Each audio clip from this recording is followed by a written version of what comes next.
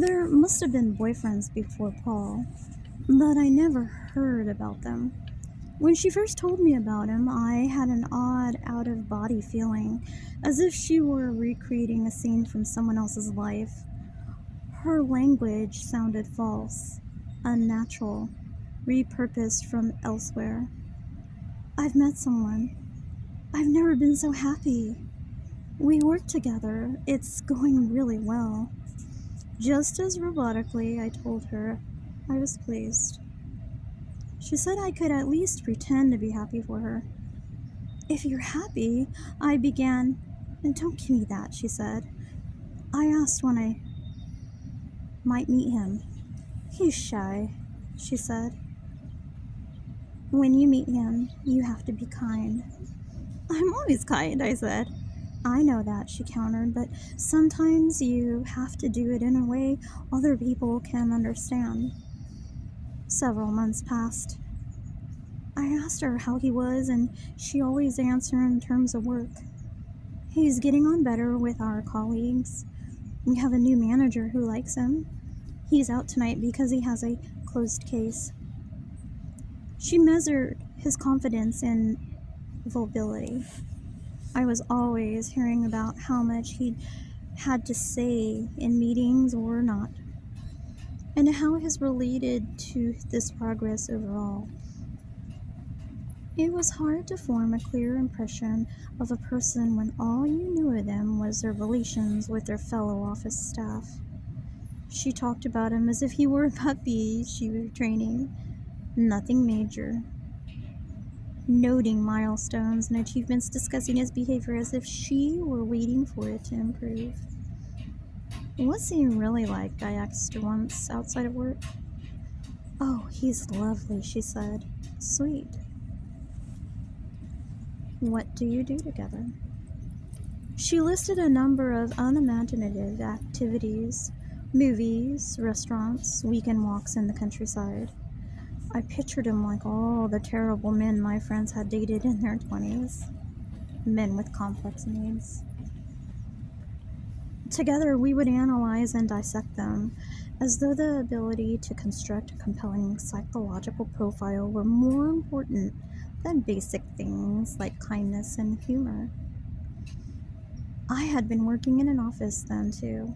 It had made me momentarily unhappy. Not depressed, not bored, but quite incredulous in how ill-suited I was to having my time managed by anyone else. Nice men were attracted to my misery. It was interesting to them. They considered it an ascetic position, a steady demeanor that came across as aloof and superior, when in fact I felt worthless and dull. My friends were stylish and well-adjusted, far more beautiful than me. Somehow they ended up with strange and protein men who required delicate handling and emotional care. Perversely, all the good men came to me, and I could not love them. So I avoided relationships altogether. Though he was a kind and patient and perhaps would have cared for us, I didn't tell my friends either because my father died. It was as if too much had changed for me to go back to my old life. I couldn't explain myself to them, so my daughter had grown up without community, without knowing any men, and it seemed probable that, like my friends, she would choose poorly for herself. Eventually, I did meet Paul. He was of average height, slim build, with a sallow complexion. His hair was mousy, greasy looking. He had a downturned mouth. In certain lights, there were some pleasing angles to his face. But when he wasn't concentrating, when his features weren't arranged in a particular expression, he appeared ugly and withdrawn. He wore the same oversized cardigan my father used to wear. His glasses were too big for his face.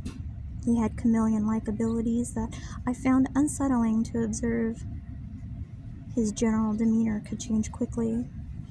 He might be warm, loquacious at a moment, and then choose to disappear the next. The first time I met him, she brought him to Leeds. We went to an Italian restaurant, Umberto's, where the music was loud and farcical? I've never heard that word before. It's Farcical. Nessun dorma, and that's amore. The decor was low budget, period film, papier-mâché sculptures, cardboard columns in the Doric style, green vines and exuberant branches of plastic grapes. I liked it there because the pasta was fresh and because it had none of the artfulness of fine dining. There were breadsticks and bread baskets served with plastic tubs of butter. There were polyester flowers on the table beside a large glass of bowls of Parmesan cheese. At the end of the meal, filter coffee was served from a jug with a